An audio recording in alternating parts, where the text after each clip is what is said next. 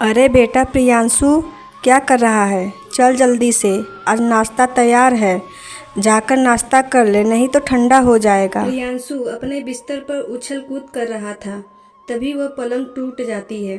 पलंग टूटने की आवाज़ उसकी माँ को सुनाई देता है। वह आवाज़ सुनकर उसकी माँ घर के अंदर आती है। अरे बेटा, पलंग कैसे टूट गया? माँ, मैं खेल रहा था और खेलते खेलते मैं जैसे ही पलंग पर चढ़ने गया, पलंग अपने आप टूट गया। झूठ मत बोलो, बस तुम्हारे चढ़ने से पलंग टूट जाएगा क्या? मैं सच कह रहा हूँ माँ, तेरी कसम। मेरी झूठी कसम मत खा। क्या तू मुझे जिंदा नहीं देखना चाहता है? मैं तेरी झूठी कसम नहीं खा रहा हूँ माँ, मैं सच बोल रहा हूँ। अरे वो पलंग इतना मजबूत था कि वो चढ़ने से नहीं टूटता। आजकल तेरी शरारत बहुत बढ़ गई है। आने दे तेरे पापा को, उनके लाड प्यार ने बिगाड़ दिया है। तभी प्रियांशु के पिताजी उमेश वहाँ आते हैं। अरे भाग्यवान, क्या हुआ? सुबह सुबह इतना गुस्सा किस पर उतार रही हो? कौन सा पहाड़ टूट गया? पहाड़ नहीं टूटा है जी, पलंग टूटा है। पूछिए अपने बेटे से, उसी ने तोड़ा है।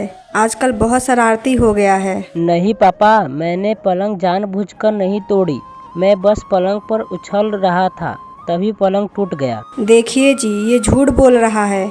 इसने अभी मुझसे कहा कि मैं पलंग पर चढ़ रहा था, तभी पलंग टूट गया, और आपको कुछ और बता रहा है। नहीं पापा, यही सच है। मैं पलंग पर चढ़कर बस एक बार उछल कूद किया था। देखो बेटा, ऊंची कीमत चुकाने के बाद यह पलंग मिला है, उसे तोड़ दोगे तो मम्मी डांटेगी ही ना। पर मैंने जानबूझकर नहीं तोड़ा पिताजी, मैंने तो आपको बता दिया कि पलंग कैसे टूटा। अरे वाह, इसका मतलब कि मेरा बेटा इतना शक्तिशाली हो गया है कि उसके उछलने की मात्र से पलंग टूट जाता है। ठीक है मेरे बलवान बेटे, चलो अब खाना खा लेते हैं।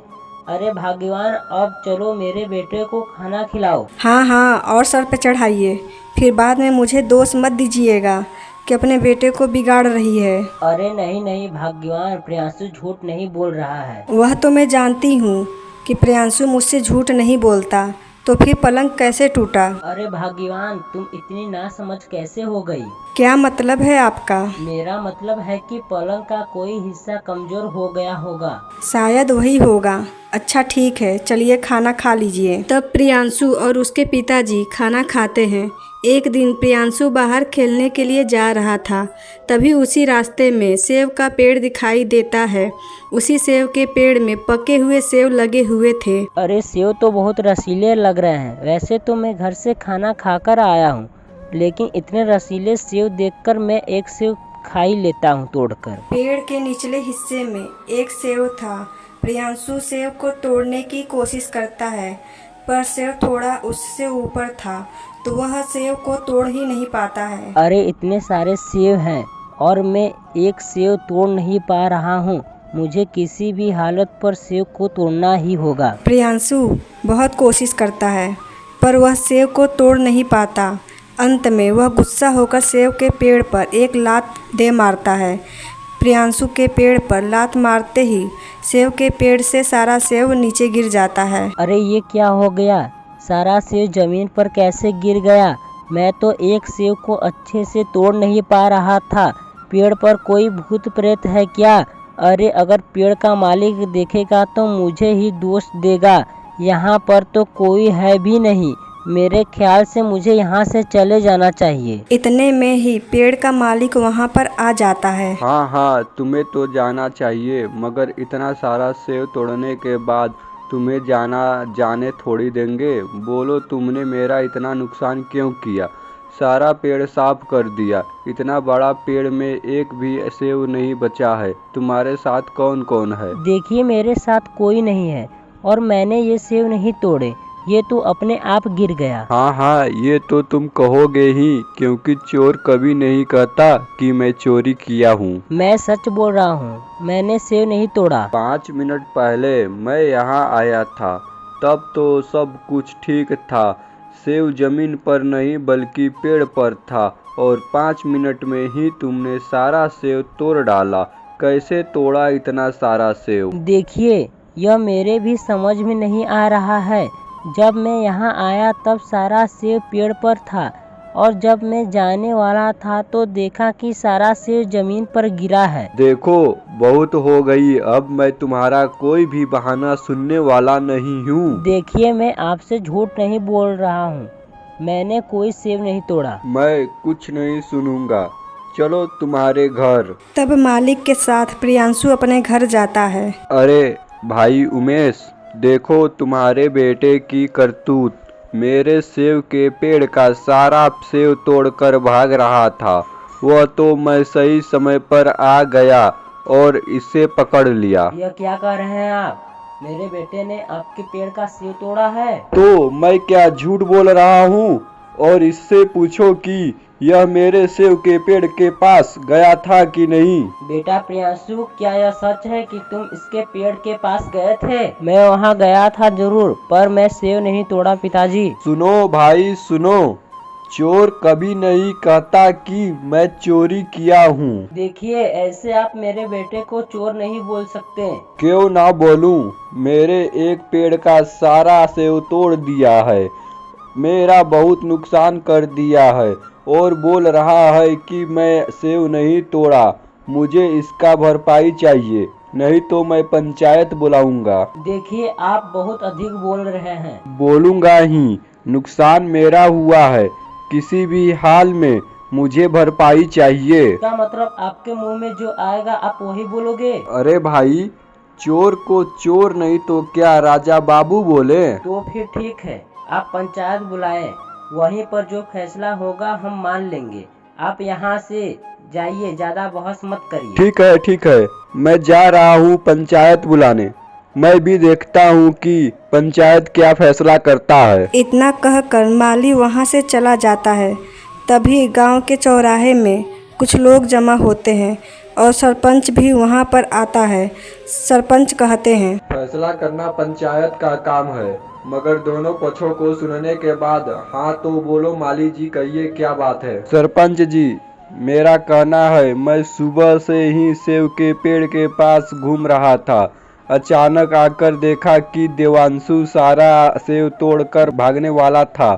तभी मैं वहां पहुंच गया और उसे पकड़ लिया। आप प्रियांशु को पकड़ने से पहले कितने समय के बाद वहां पर आए थे? सरपंच जी, लगभग 5 मिनट पहले एक बार वहां आया था, तब वहां सब कुछ ठीक था। अच्छा, प्रियांशु के साथ कोई और लड़का था या फिर उसके पास कोई औजार या रस्सी वगैरह था? नहीं सरपंच जी, ऐसा कुछ नहीं था। ठीक है, अब प्रियांशु की बारी। प्रियांशु, अब तुम कहो। सरपंच जी, मैं जब पेड़ के पास गया था तब वहाँ कुछ नहीं था, लेकिन जब वापस आना चाहा तो देखा कि पेड़ का सारा सेब जमीन पर गिरा हुआ था। तुम वहाँ कितने देर तक थे?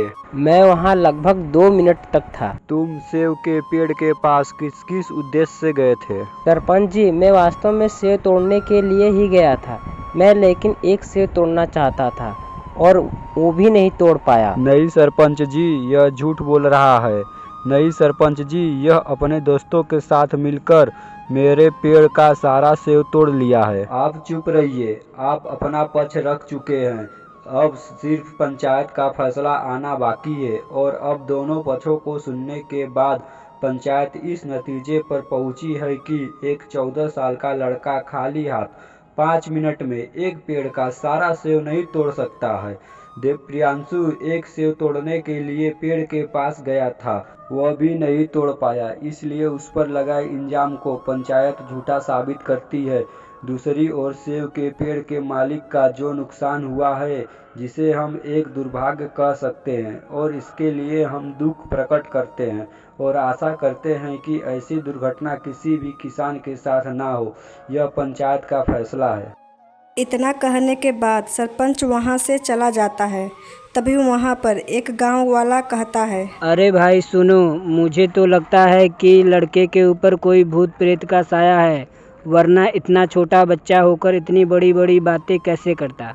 क्या कहते हो भाई? भूत प्रेत का साया हो या न हो, लेकिन कुछ तो गड़बड़ है। मेरी बात मानो, गांव के बाहर जो गुफा है वहां पर एक जादू टोना करने वाले बाबा रहते हैं। तुम इससे वहां लेकर जाओ, वह सब कुछ ठीक कर देंगे। ठीक कहते हो भाई, मैं इसे कल वहीं पर ले जाऊंगा, फिर पता चल जाएगा कि आखिर क्या बात है। हाँ भाई, यही ठीक रहेगा। दूसरे दिन प्रियांशु के पिताजी और माँ आपस में बात करते हैं। ठीक है, जाइए जी। पता नहीं जादू टोना करने वाले बाबा क्या करेंगे। यदि आप कहें तो मैं भी आपके साथ चलूं। तुम घबराती क्यों हो भाग्यवान, मैं सब कुछ देख लूंगा। और अगर तुम भी साथ में आओगी तो घर पर खाना कौन बनाएगा, फिर भूखे रहना पड़ेगा। इसलिए तुम बेटे की चिंता छोड़ो। कैसे छोड़ दूं? माँ हूँ ना।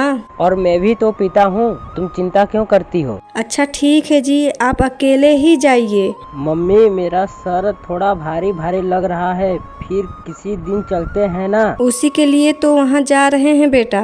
वहाँ जाने के बाद सब कुछ ठीक हो जाएगा। ठीक है मम्मी, तुम कहती हो तो चला जाता हूँ। चलिए पिताजी। फिर दोनों वहाँ से चले जाते हैं। जैसे ही वो दोनों गुफा के द्वार तक पहुँचते हैं, अचानक प्रियांशु का सर दर्द बढ़ जाता है।